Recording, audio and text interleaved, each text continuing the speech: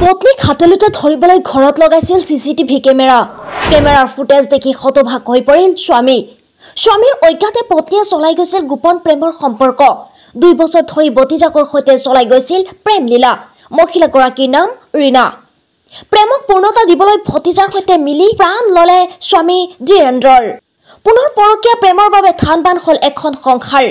3 বছৰ পূৰ্বে বিবাহপাশত আবদ্ধ হৈছিল ধীৰেন্দ্ৰৰ সৈতে ৰীনাই। কিন্তু 2 বছৰ ধৰি চলি আছিল অবৈধ প্ৰেম ভতিজাৰ লগত। পত্নীৰ দৃষ্টিভংগী চাই সন্দেহ জাগিছিল স্বামীৰ, যাৰ বাবে ঘৰত লগাইছিল চিচিটিভি কেমেৰা।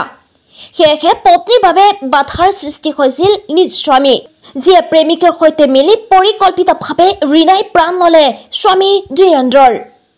এই লোমহৰ্ষক ঘটনা সংঘটিত হৈছে উত্তৰ প্ৰদেশৰ কানপুৰত। ইতিমধ্যে আৰক্ষীয়ে গ্ৰেপ্তাৰ কৰিছে প্ৰেমিক ভতিজা আৰু ৰীনাক। ৰীনাৰ মোবাইলত বহুতো আপত্তিজনক ভিডিঅ' লাভ কৰিছে আৰক্ষীয়ে।